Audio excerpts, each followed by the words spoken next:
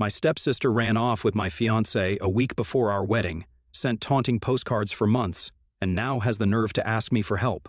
I, 28, female, was engaged to my boyfriend from college about 4 years ago. We had been together throughout college and then got engaged at the age of 23.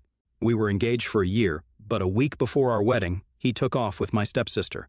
My ex-fiancé Greg, 28, male, and my stepsister Melissa, 28, female, eloped a week before we were supposed to get married and left nothing but a letter for me, where Greg mentioned that he had started an affair with Melissa a couple of months after we got engaged and had realized that he couldn't get married to me because that would be unfair to both of us and also to Melissa because they were the ones actually in love. He said that he believed that the universe had just used me to lead him to his true love, so he couldn't be with me anymore and cheat us all out of a happy future by marrying me. And that was it. They ran away, and I didn't see them again until recently. Greg's parents covered the entire cost of the wedding, and I didn't have to pay anything because they were so embarrassed by what their son had done. But that was pretty much the last interaction that I had with his family since we had nothing more left to talk about. My family, however, was more than embarrassed.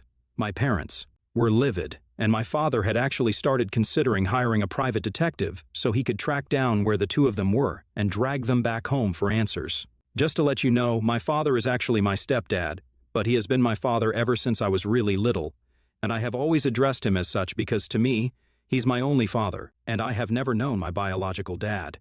My dad had left our family shortly after I was born, and my mother never met him again as he had signed away his rights over me, and they had never been married. She then married my father when I was 8 years old. Melissa and I used to go to the same school, and that's how our parents met each other, but for some reason, Melissa decided that she didn't like me and then went on to treat me badly for the next couple of years. She was a bully in the truest sense of the word, and she and her friends would constantly pick on me when we were at school. It didn't even stop when we got home. She would just keep looking for opportunities to make me feel bad. I did complain to my parents several times and they tried to reprimand her, but it was just not enough. And she wasn't even scared of our parents, so she continued to bully me. And my years in school were a total nightmare because of her and all her cronies. Just like my dad was not in the picture, Melissa's mom wasn't around either. But that was because her mother had passed away a few years after she was born. Her mother had passed away in the middle of the night from an epileptic episode, so anytime that my mother tried to discipline her, she would tell her that she had no right to scold her because she wasn't her real mom. My father did try to get her to stop bullying me, but it didn't work because she just wasn't scared of anything. They had tried everything, from scolding her to trying to talk to her nicely, but nothing ever got her to stop picking on me. Occasionally, they would even threaten to send her away, and she would dare them to do it because she knew that they were all empty threats. And that was just her in middle school, so with time, she only got much worse.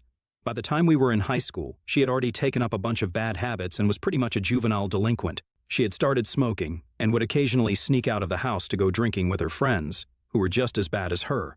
It wasn't until she got arrested with her friends one night for breaking into somebody's house while drunk that our parents finally decided to send her away and get her the help that she obviously needed.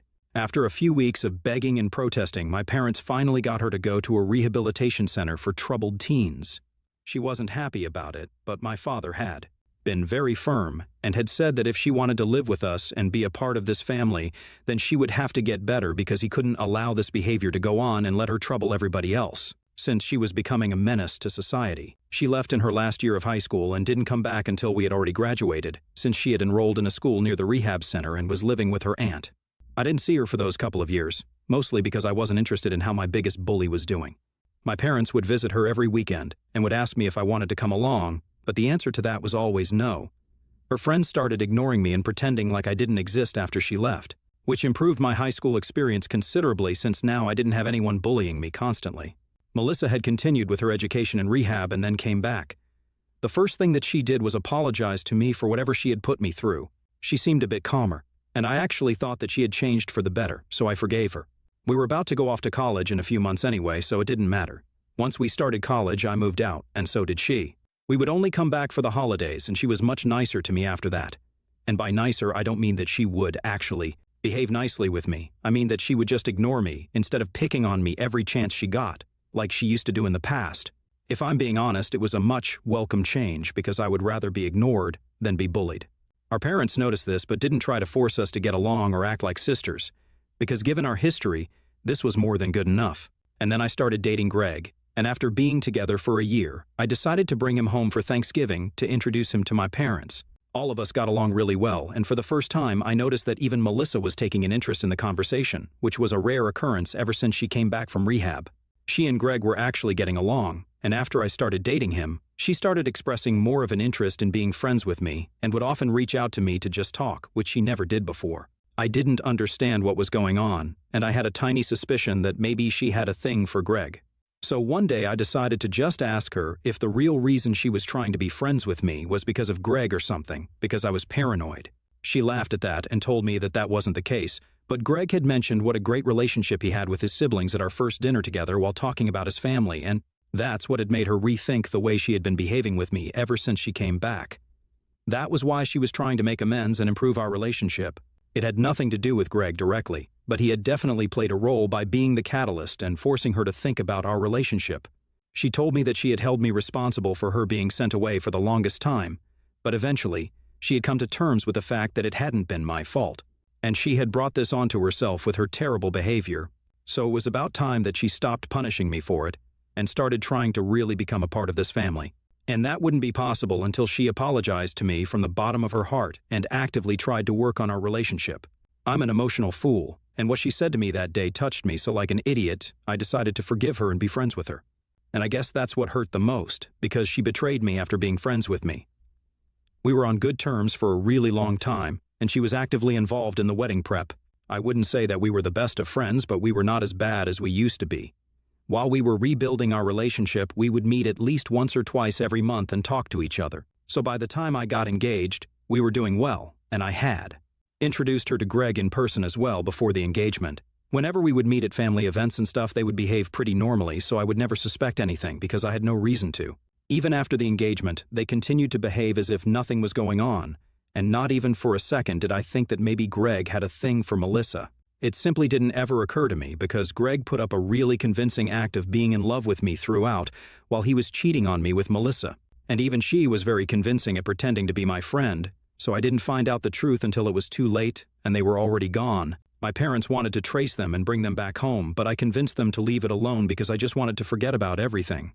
It was bad enough that the two of them had made a complete fool out of me and ran away a week before I was supposed to get married. I absolutely didn't want more drama because I was really depressed and just didn't have it in me. I spent the next couple of weeks doing nothing but work and sleeping because I wanted to avoid confronting my feelings. My heart was obviously broken, and I was just numb. But the worst was yet to come. A couple of weeks after my supposed wedding day, I received a postcard from Melissa. She was in California, but that wasn't it. She had also included a bunch of photos of her with Greg, and they appeared to be really happy. It was very obvious that she was rubbing it in my face because she had even mentioned that she was sorry about the surprise before my wedding, but she wasn't sorry, obviously, and it was just meant to anger me. It was then that I realized that she had never really forgiven me for what happened all those years ago and still held me responsible for the fact that she had been sent away. Neither had she even wanted to be my friend at any point. She had just used me to get to Greg, and I had trusted her and let her use me as a stepping stone. It was a really diabolical plan. I'll have to give it to her. For days after she sent me that postcard, I couldn't even sleep because I was losing my mind over this. It was a really traumatic experience for me, and I had to get therapy for months to undo all the damage and deal with my trust issues. The postcard wasn't even a one-off incident. She sent me postcards of her and Greg for months after that. It only ended after about a year because I hadn't responded to her or played into the drama. Our parents were really upset about it and naturally cut all ties with her after that. They didn't even try to reach out to her after the first postcard. And that was a huge loss for Melissa because she was all set to inherit her dad's business. She was a business major, and that was part of the reason why she had chosen that route for herself, because she wanted to join her father. But of course, after what she had pulled off, our father cut all ties with her and told me I could join him instead, because he felt like he had to make up for everything in a major way. But I didn't have a business degree and was actually a history major, which pretty much had nothing to do with business, so I needed to learn the ropes first. My father said that it was not a problem because he was willing to teach me everything that he knew so that I could eventually take over the business instead of Melissa. So I agreed and started to work under him so I could learn how to run the business, and he could retire and hand over the reins to me after a while. I worked really hard for a couple of years, and last year I was finally promoted and my father retired. It was an amazing feeling because I had started from scratch and had to learn everything, but now everything was smooth sailing under me and has been for some time. Thanks to me, my parents can now spend more time together without worrying about the business because I'm taking care of it. It's been this way for quite a while, And I pretty much stopped thinking about Greg after I started working for my father, because that took up all my time. That, along with therapy, helped me move on, and I would say now I have completely moved on and don't think about them or what they did. I never thought that they would ever reach out to me again, let alone ask for my help, because it would take a lot of guts and an utter lack of functioning brain cells to ask me to help them out after they screwed me over and made a fool out of me, and then went on to rub it in my face as well. But I guess that Melissa and Greg really do lack brain cells, because they did reach out to me a few days back. I was at home because it was the weekend, and around lunchtime, I heard someone frantically ringing my doorbell. I thought it was the pizza that I had ordered, so I didn't think much of it. When I opened the door, I received the biggest surprise of my life when, instead of a delivery guy, I found Melissa standing outside my house, looking really worried. I didn't know what to say, so I just silently waited for her to say something. While looking at her, I realized that she was definitely here to ask for help because she was looking destitute, and her appearance gave her away. Even as a kid, Melissa always used to dress well, but when I saw her, she was dressed in old clothes which were all faded and had obviously been purchased a really long time ago. Her jeans were way too short, and she herself looked like she hadn't been eating. I had already made up my mind that whatever she was about to ask me, the answer was going to be no. So when she said that she needed me to help her out because she and Greg had been struggling for a really long time, ever since he lost his job a couple of months ago. He had started drinking instead of looking for a new job. Even though she had been trying to find a job for herself, she couldn't because she had quit everything to stay at home and do all the household work when she first moved away with Greg. And because of that, she hadn't been working in the recent past, and the gap in her resume made her a weaker contender for all the jobs that she had been applying to. She said that she had heard from a couple of relatives that our father had retired and had handed over the reins of the business to me. So now she was here to ask me if I would be willing to hire Greg and give him something to do. Melissa told me that she had come all the way here only to ask me for help and said that she was sorry for whatever she did in the past, but now she was counting on me to bail her out. She told me that she hadn't even approached our parents yet and had come straight to my house to ask for help because she knew that I had a kind heart. And she felt awfully guilty about betraying me in the past, but was sure that I wouldn't turn her away now that she needed my help. Her entitlement was so ridiculous that I ended up laughing in her face and told her to apply somewhere else because I don't hire cheaters. Then I shut the door on her face and walked back into the living room, preparing to call the cops if she didn't get off my property soon. Thankfully, she did go away that day, but she hasn't left me alone yet. After her visit, the first thing I did was call our parents and tell them about it. They told me that they had heard from a couple of their neighbors that Melissa was back in town without Greg, but they hadn't bought it. We live in a relatively small town, so everybody knows everybody. We were quickly able to find out that Melissa had been here for about a week before she finally paid me a visit and had been living with one of her cronies from high school. It was probably her high school friend who had told her where I was living and also about the fact that I had inherited the business that was rightfully supposed to be hers. And now she was really milking that. A couple of days after she visited me, she decided to go meet our parents to tell them how heartless I was being. She had expected them to be on her side now that she had the upper hand on who was suffering more, but she couldn't have been more mistaken because my father told her that the business was now mine to run, and I could make whatever decision I deemed fit. He didn't have any say in it anymore because he wasn't going to micromanage me, and my mother reminded her that she was the one who had screwed me over by running away with my fiancé after pretending to be my friend for years, and now she completely deserved whatever was coming to her. She had lost the right to ask any of us for help, especially me, after she had been sending me postcards to torment me. She tried to defend herself by saying that it was all in the past and she's a different person now. But my parents told her that she had to leave because they wanted nothing to do with her anymore. That led to her throwing a tantrum at their house and claiming that they had always favored me over her and treated me like the golden child. She told my father that, in spite of being his own flesh and blood, he had never treated her like that and acted as if I was his only daughter and she was worth nothing to him. When he told her that he had made more allowances for her behavior in the past than any other parent in the world would, she said that it still didn't matter. I had everything that she was supposed to have, including the business that I was showing off about. She said that it wasn't even her fault that Greg had fallen for her and wanted to spend his life with her instead of me, but for some reason, she was the one being punished for it. And she claimed that the postcards that she had sent were meant to be a genuine apology, and she wasn't even trying to torment me. Honestly, I haven't been able to stop thinking about that since my father told me what she said. In a way, it's true that she was supposed to inherit this business and be in my place, but she really lost it because of her own actions. I had no part to play in that. I never told my father to cut her out of his life and hand over the business to me. He did it of his own volition, and it feels kind of unfair for her to blame me for doing this also. So the thing that she said about me being the golden child is absolutely not true, but I can see why she would feel that way, because in her head, she was the one who was sent away because I complained about her and her incessant bullying. A parent deciding to send their kid away is a really big deal, and I know it was rough on my father. But again, that's not his fault or my fault. If he hadn't taken the necessary steps to prevent it, Melissa might have turned out to be a criminal or something because that's the way she was going. Apart from that, I don't really think she was trying to apologize with the postcards and was probably just trying to cover it up by saying that it was supposed to be a genuine apology. I just feel bad for her because her husband turned out to be completely useless, and now she has to bail him out for that. She actually came to me, and I can't imagine how difficult that must have been for her. So I kind of regret treating her the way that I did. I have everything now, and she has nothing, so I can't help but feel sorry for her. That's just who I am as a person. Besides, it has been a long time, and I don't feel like holding on to that grudge anymore, but I also don't want to help her out in any way. The most I can do is give them my sympathy, but I really don't want to hire them or help them out with money. I think it's enough that I even feel bad for her after everything that she put me through. Most people probably wouldn't bat an eye. The only reason I even feel bad for her right now is because this business was actually supposed to be hers, and now that I'm in a position of power, I'm finally getting back at her, and I just feel like it's not right. It might be because of what she said about me being the golden child, or maybe just plain old imposter syndrome, but I feel weird about this. So, AITA for refusing to hire my ex-fiancé, who eloped with my stepsister, now that they're struggling with money, and help them out? Update 1.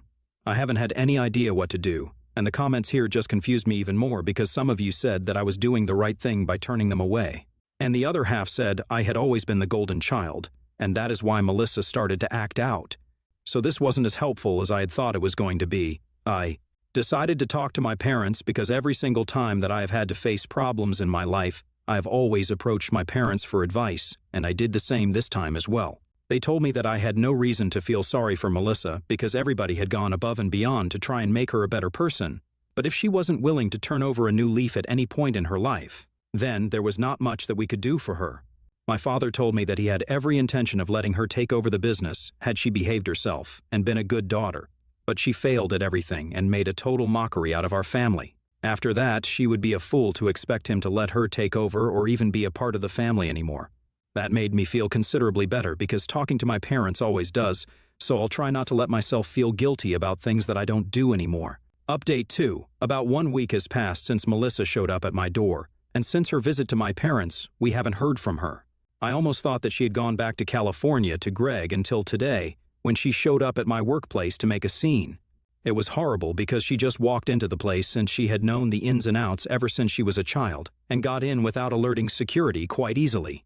Then she went on to take her place in front of my office and started to shout about how I had stolen this business from right under her nose by pretending to be a good little girl for our parents and constantly being a bootlicker so they would approve of me.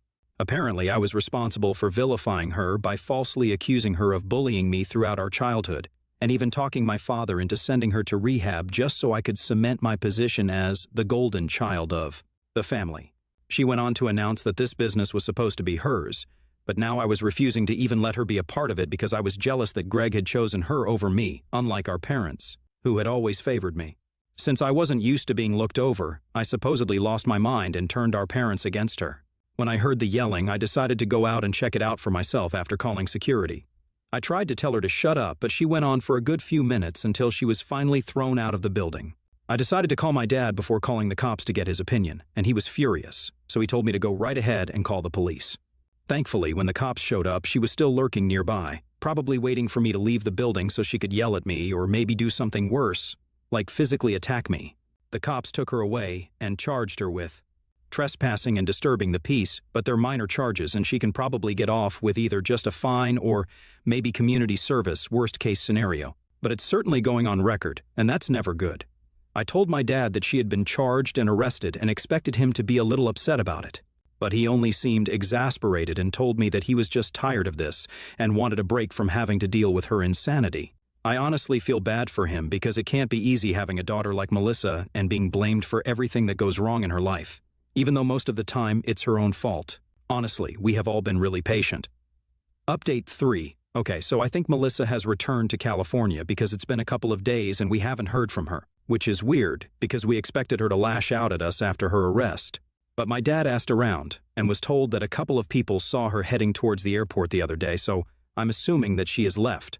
It's honestly a huge relief that she is gone now because I was genuinely afraid that she was going to try to do something explosive to get our attention next, and that's always bad news. I don't know what she's going to do about the whole situation with Greg now because it seems unlikely that she's going to get help from anyone else after this. I just hope that she finds something to do and gets out of this mess. And no, I'm not even being kind or compassionate right now. I have very selfish reasons to say this, and it's because I know that if she doesn't find a way out of this mess, then she will just come back here with Greg and bother us some more, and I don't want that. So I genuinely hope and pray that either she or Greg finds a job and are able to support themselves. Either way, I don't have to hear from her for a couple of weeks at least. And I'm relieved that this nightmare is over.